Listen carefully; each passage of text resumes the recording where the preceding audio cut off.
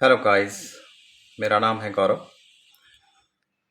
तो आज मैं बात करने वाला हूँ कान की समस्या के बारे में। कानों से कम सुनाई देता है, परेशानी है, दिक्कत हो रही है, काफ़ी लंबे समय से है, धीरे धीरे समस्या बढ़ रही है, या सामाजिक तौर पे आपको कुछ ग्लानि का अनुभव हो रहा है, तो इस वीडियो से आपको हेल्प मिल सकती है। आज मैं थोड़ा विस्तार से बात करना चाहता हूँ कान की प्रॉब्लम्स के बारे में। कानों में क्या क्या दिक्कत हो जाती हैं, कैसे इनको सही किया जा सकता है, क्या सही तरीका है, और अगर कुछ इस तरह की समस्या है जो ठीक नहीं हो सकती या ठीक नहीं होने के लिए हम ऑपरेशन वगैरह नहीं करा सकते हैं, तो हमें क्या हियरिंग एड यूज़ करना चाहिए।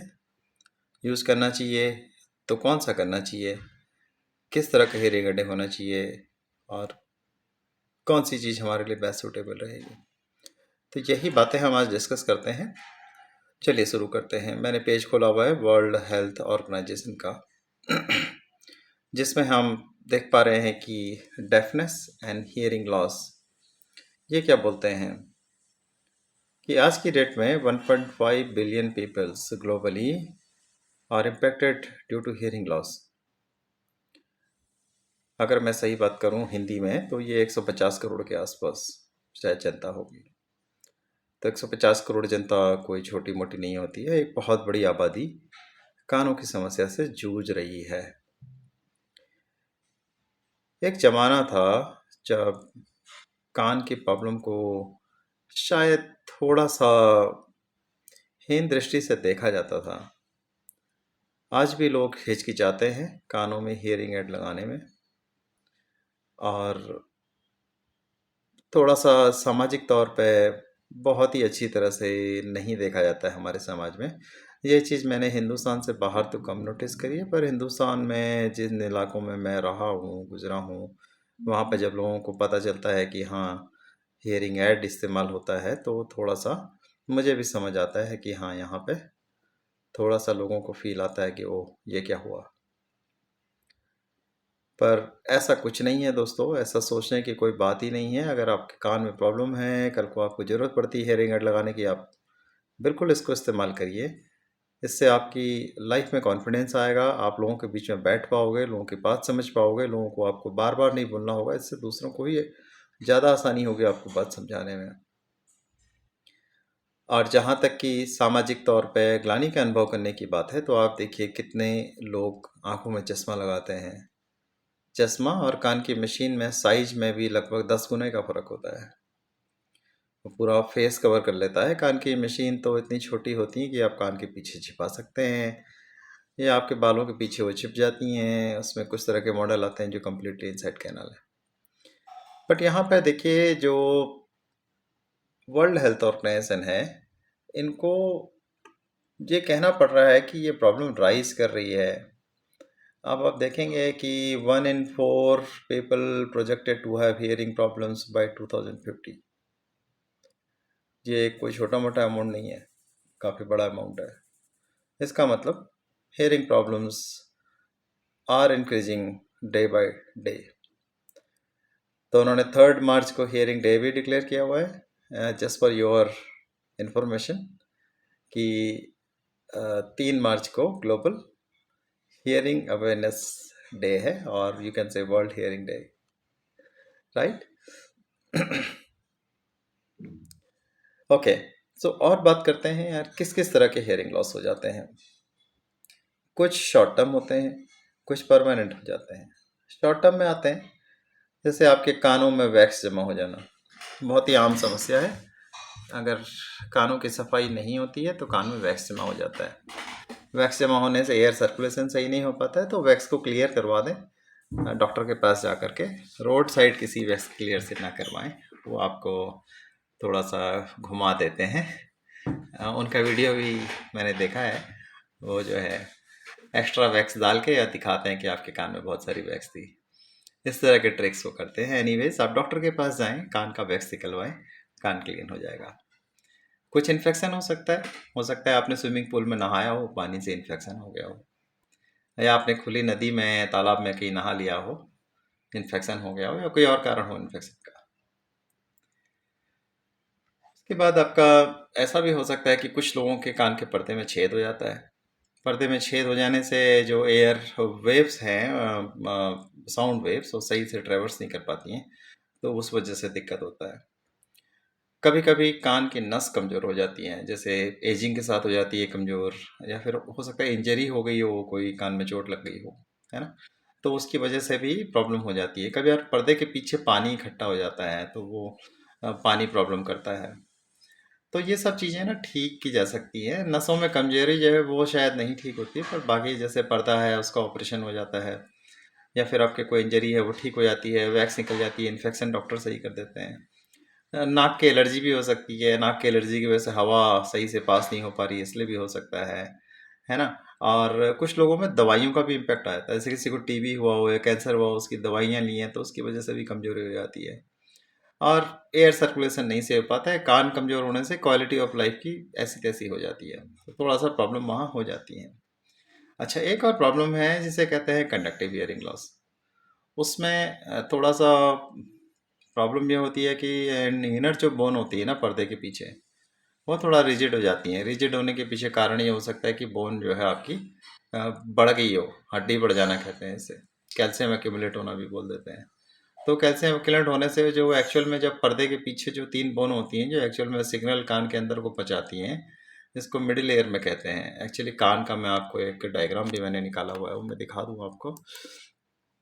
तो ये कान का डायग्राम है ना?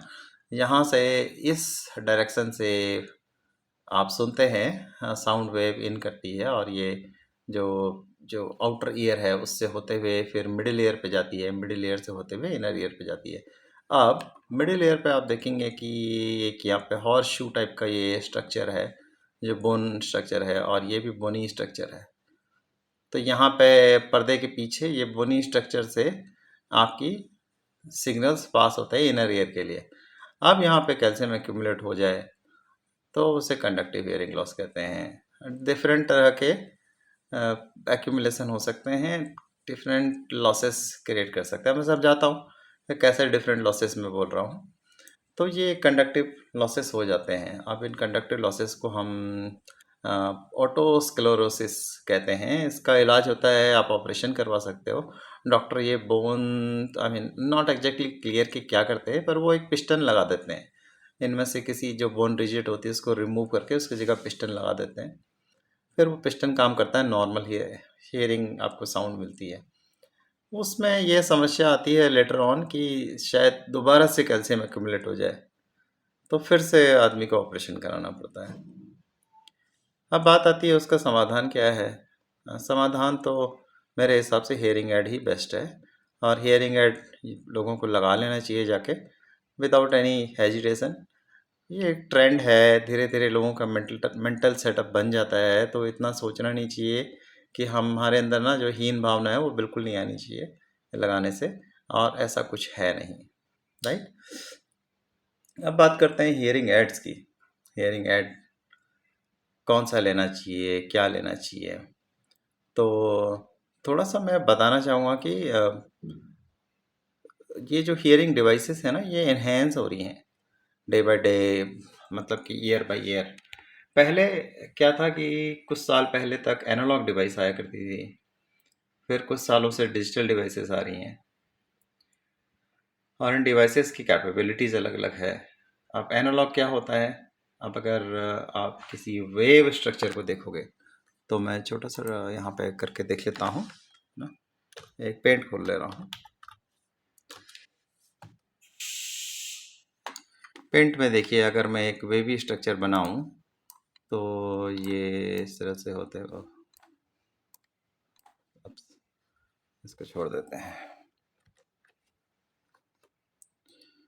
कुछ इस तरह से आप सोच सकते हैं कि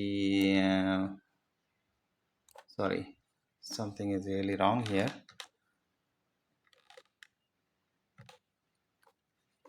तो इसकी बजाय मैं अगर गूगल पे ही आपको दिखा दूं,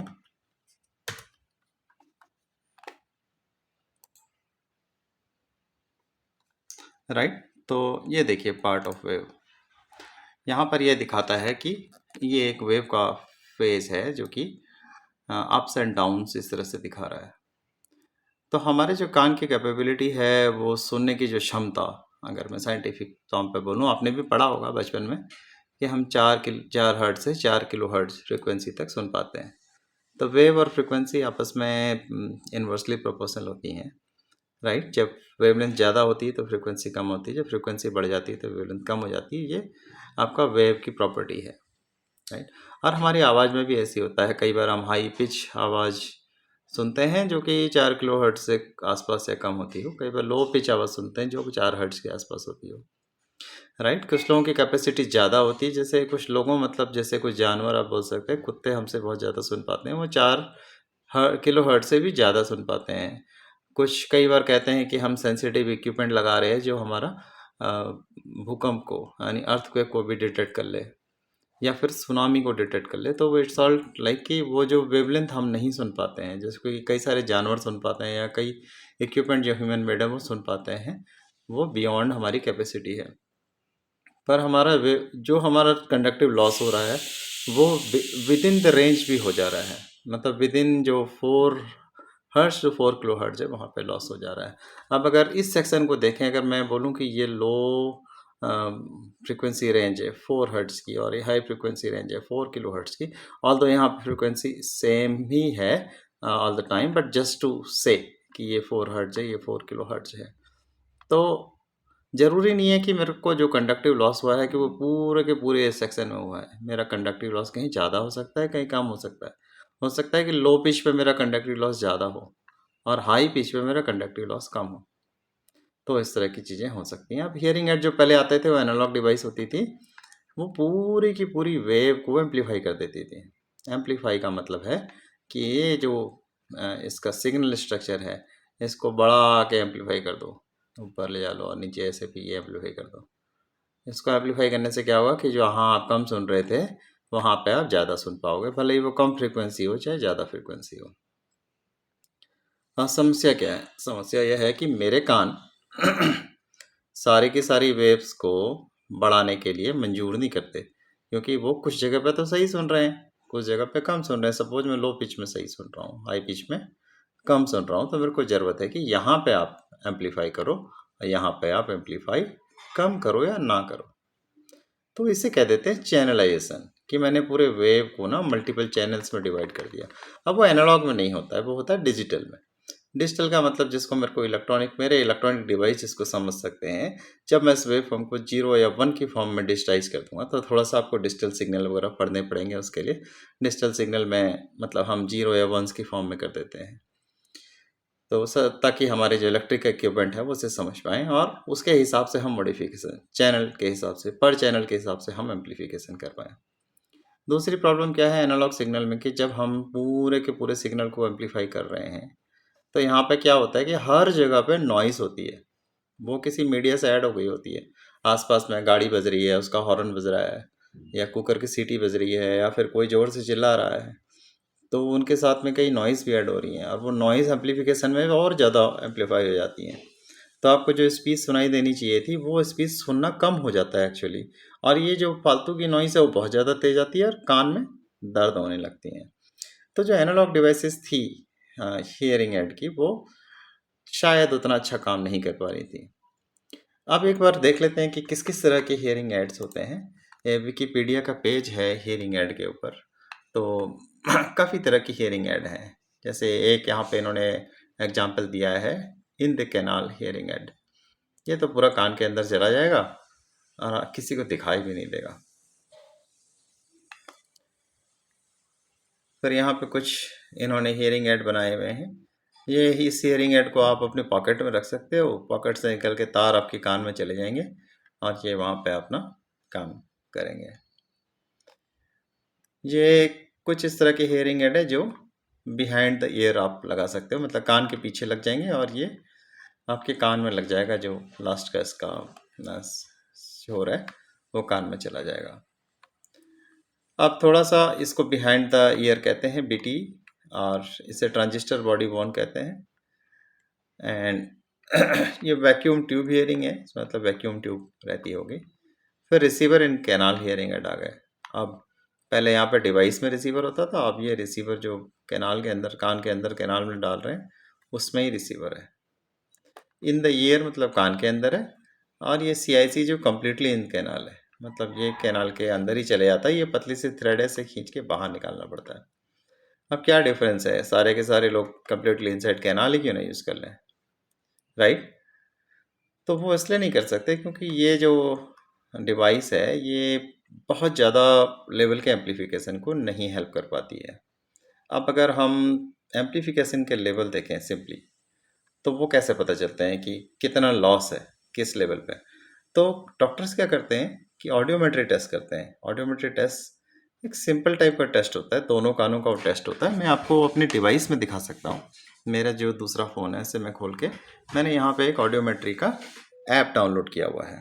तो इसमें आप देखना चाहें तो देख सकते हैं कि ये ऑडियोमेट्री टेस्ट जो है एक तरफ तो डेसिबल दिखा रहा है, ठीक है, इस तरफ ये डेसिबल दिखाता है कि 0 से लेके 100 डेसिबल तक। अगर आपका हियरिंग लॉस 100 डेसिबल हो गया मतलब कान आपके गए ना, और 20 डेसिबल तक कान ओके होते हैं, मतलब इससे नीचे ही थोड़ा बहुत लॉस समझा जाता है।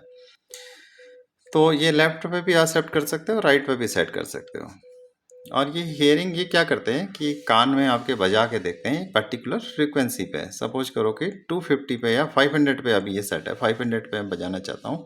हमने किसी बंदे के कान में वो बजाया और उससे पूछा कि यार आवाज़ आ रही कि नहीं आ रही है, फिर उसको थोड़ा और बढ़ा के बजाया, तो अगर उससे तुरंत आवाज़ आ गई तो हो सकता है कि उसको लॉस सिंपल 10 डेसिबल का हो। तो इसको ऐसे सेट कर देते हैं। अगर उसको नहीं समझ में आ रहा है, मैं बढ़ाते जा रहा हूँ आवाज़ को और उसको नहीं समझ आ रहा, नहीं समझ आ रहा, नहीं समझ आ रहा है, तो लास्ट में जब किसी पॉइंट पे उसे समझ में आता है तो वो बोलता है कि मेरे को अभी सुनाई दे गया, टू टू टू टू हो गई इसमें भी। तो राइट, तो इसमें अभी इसने बोल दिया आई कैन हियर यहाँ पे इस पॉइंट पे, तो ये यहाँ पे जाके सेट हो जाएगा। ऐसे ही हम हर एक फ्रिक्वेंसी पे चेक करते हैं कि अच्छा इसने यहाँ बोला आई कैन हियर इस पॉइंट पे, है ना। ऐसे ही फिर ये नेक्स्ट पे चला जाएगा।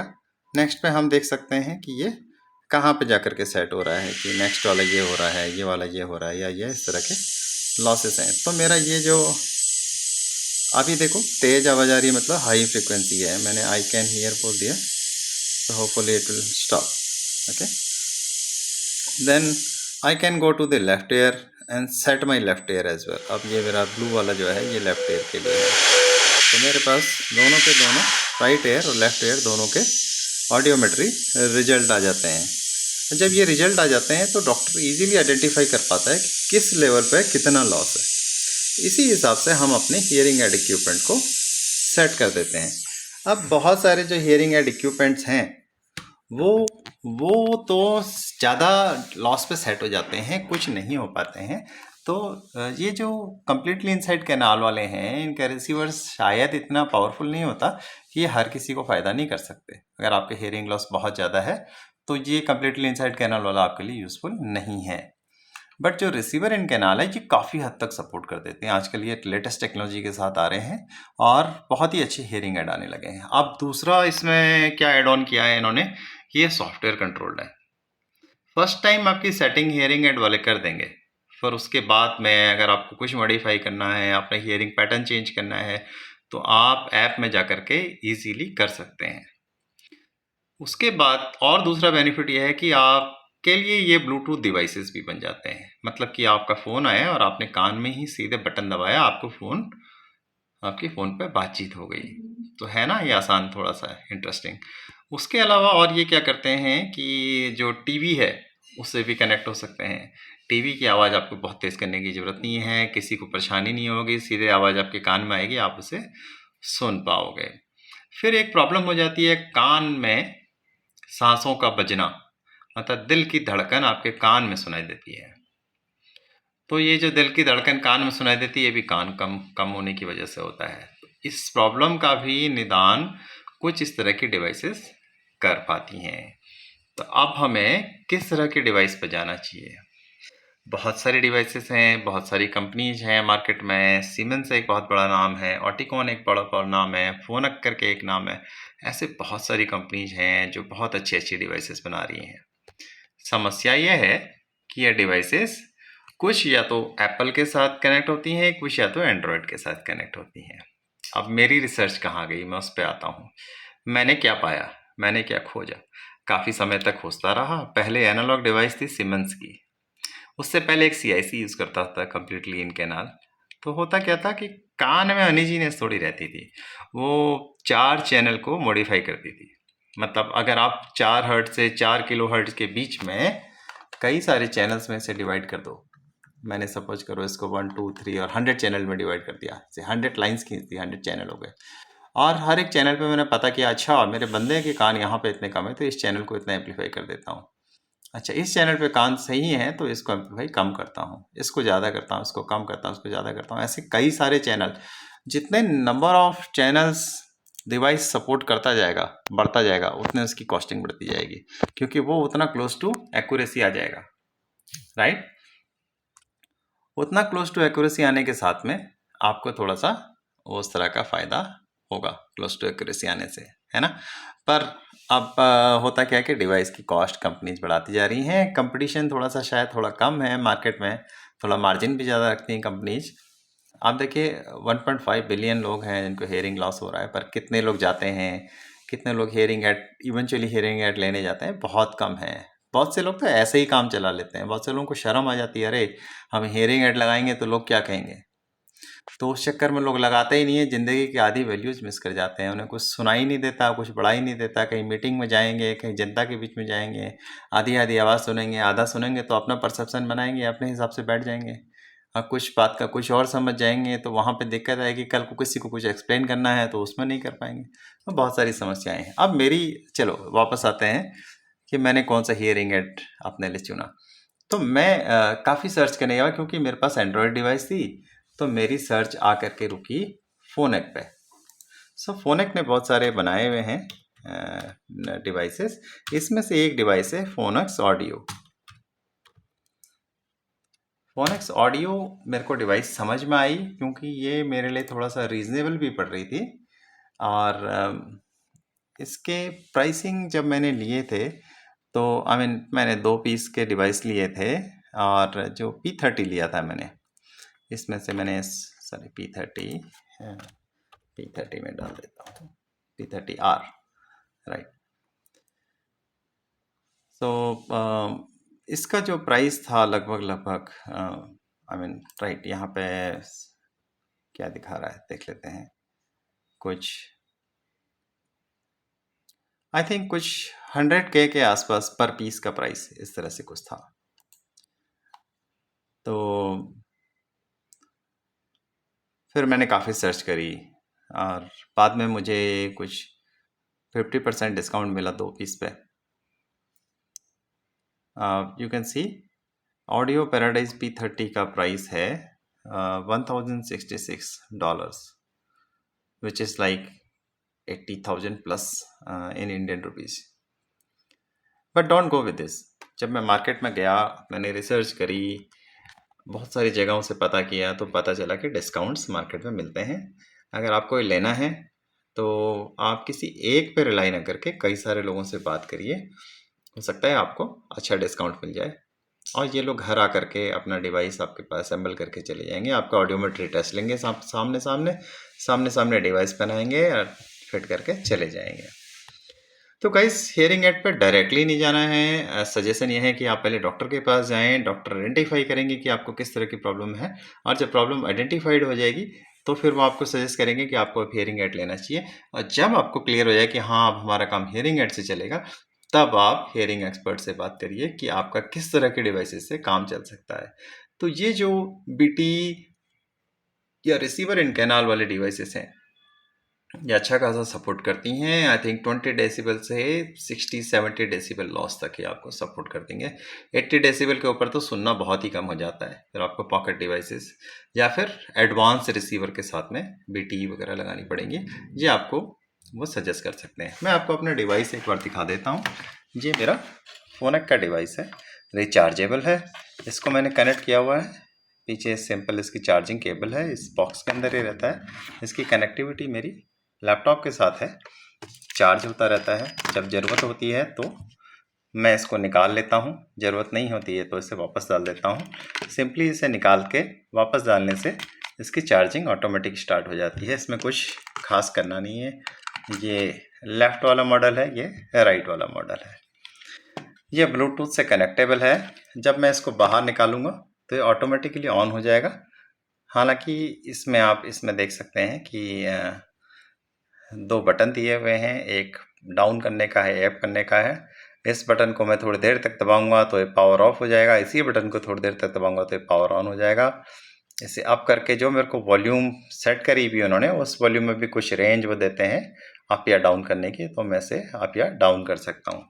जब मैंने इसे बाहर निकाल लिया तो बाहर निकालते ही ये मेरा ब्लूटूथ एक्सेसिबल हो जाता है। अब अगर मैं अपने डिवाइस को ऑन करूँ, अनलॉक करूँ और मैं चेक करूं कि मेरे पास ब्लूटूथ डिवाइसेस क्या क्या हैं, तो देखिए मेरे ब्लूटूथ डिवाइसेस में ये फोनिक हियरिंग एड को एक्टिव दिखा रहा है, 100% कनेक्टेड।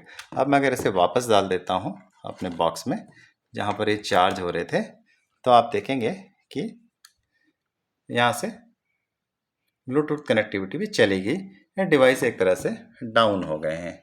अभी मैं इसको बाहर निकालता हूँ।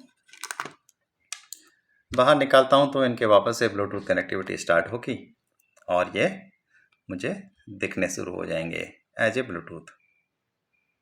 थोड़ा सा वेट करते हैं। ये दिख रहा है, मैं इसे एक बार कनेक्ट करने का कोशिश करता हूँ।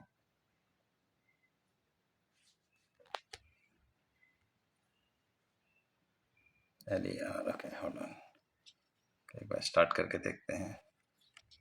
ओके, कनेक्ट हो चुका है ऑलरेडी। ठीक है, मुझे कुछ करना नहीं पड़ता यूजुअली। मुझे लगा राइट वीडियो बनाते समय ये कनेक्ट नहीं हो रहा है, बट हो गया है। So guys, no problem. अब मैं क्या करता हूँ कि अपना ऐप खोलता हूँ, जो कि मेरा फोनिक का ऐप है। ये देखिए, ये जो ऐप है यहाँ पे इस कॉर्नर में, ये मेरा फोनिक का ऐप है। इस ऐप को जब मैं खोलूँगा तो ये मेरे डिवाइस से ऑटोमेटिक कनेक्ट हो जाएगा। ये बोल रहा है कि left connecting and right is also connecting, connection is being successful now. अभी ये मेरा कनेक्शन सक्सेसफुल हो गया है। तो काफ़ी सारे इसमें मेरे मोड्स हैं जिनको कि मैं आपको दिखाने की कोशिश करता हूँ। ये मैं लेफ़्ट और राइट का इसमें सेटिंग कर सकता हूँ। प्रोग्राम को भी एडजस्ट कर सकता हूँ कि कौन सा प्रोग्राम लगाना है, डिफ़ॉल्ट लगाना है, कंफर्ट लगाना है, क्लैरिटी लेनी है, स्पीच लेनी है, सराउंडिंग लेनी है। अगर मैं सराउंडिंग में सेट करता हूँ, उसके बाद वॉल्यूम इंक्रीज़ करता हूँ, फिर नॉइस रिडक्शन में इसमें सेट कर सकता हूँ, स्पीच फोकस में सेट कर सकता हूँ कि वाइड रखनी है, नैरो रखनी है, इसको डायनेमिक रिड्यूस साउंड करना है या इंक्रीज साउंड करना है। तो इस तरह के काम मैं इसमें कर सकता हूँ। अपना प्रोफाइल सेट कर सकता हूँ। प्रोफाइल सेट करने के बाद मैं इस प्रोफाइल को सेव कर सकता हूँ। मैं अभी इसे विदाउट सेव करते हुए क्लोज कर रहा हूँ। तो गाइज, ये है मेरा ब्लूटूथ हियरिंग ऐड। यहाँ पे मेरे सारे के सारे मोड दिखाई देते हैं। स्पीच फोकस है, नॉइस रिडक्शन है, काफ़ी सारे लेवल्स में सेट कर सकता हूँ और हर एक में मेरा डिफरेंट सेटिंग्स होती हैं अपने उन सेटिंग्स के हिसाब से। अगर मैं कॉमन इनको आगे पीछे साउंड बढ़ाना चाहता हूँ तो मैं ये बढ़ा सकता हूँ। और यही काम गाइज मैं इसके थ्रू भी कर सकता हूँ अपने जो मैं हियरिंग ऐड पे। आप देखेंगे कि अगर मैं इसकी साउंड को बढ़ाता हूँ, ये मैंने साउंड बढ़ाई है इसमें, ये साउंड यहाँ भी बढ़ गई। फिर से बढ़ाइए, बिल्कुल हाईएस्ट लेवल पर साउंड ले गया हूँ। वही काम मेरा ऐप भी करता है। मैं इसको अभी साउंड रिड्यूस कर रहा हूँ, काफ़ी सारी बार रिड्यूस कर दिया मैंने इसको। तो मैं सिर्फ नेगेटिव ला करके साउंड को काफ़ी नीचे लेवल पे ले आया हूँ। अगर आप किसी नॉइज़ी एनवायरनमेंट में हैं, आप थोड़ा ज़्यादा पीछे से बैकग्राउंड नॉइज़ आ रही है तो कम करके भी रख सकते हैं। अदरवाइज़ नॉर्मली कंडीशन में कार चलाते हुए, बाहर घूमते हुए इस डिवाइस में कोई ख़ास इशू नहीं आता है। मैं इसे लगभग 1 साल से यूज़ कर रहा हूँ और मेरा यूज़ करने का इसका जो एक्सपीरियंस है वो काफ़ी अच्छा है, काफ़ी तगड़ा है और कभी कोई प्रॉब्लम नहीं है। कई बार तो ऐसा होता है अगर मैं साउंड इंक्रीज़ कर दूं तो मैं नॉर्मल आदमी से ज़्यादा सुन पाता हूँ। तो गाइस, थोड़ा सा लंबा हो गया वीडियो, पर आई एम श्योर कि ये इन्फॉर्मेटिव रहा होगा। आपको ज़रूरी नहीं है आप फोनक पे जाएं, आप किसी और अच्छे डिवाइस को सेलेक्ट कर सकते हैं। पर मैंने काफ़ी रिसर्च के बाद पाया कि फोनक paradise is good for me. P30 is in my budget. If I go on advance one, मेरा बजट थोड़ा सा हिल जाता है, पर P30 मेरे को बिल्कुल ही सही सूट किया, तो मैंने P30 ले लिया। आप ऑटिकॉन ले सकते हैं, आप सीमेंस ले सकते हैं, बहुत सारी डिवाइसेस हैं मार्केट में। बट गाइस बी कॉशियस कि आप किस तरह की डिवाइस चूज़ कर रहे हैं। उसके लिए आपको शायद बहुत ज़्यादा सजेशन नहीं मिलेंगे मार्केट में, तो आप फोनेक पैराडाइज P30 पे तो आंख बंद करके जा ही सकते हैं। चलिए गाइस, फिर मिलेंगे नेक्स्ट वीडियो के साथ, तब तक के लिए बाय बाय।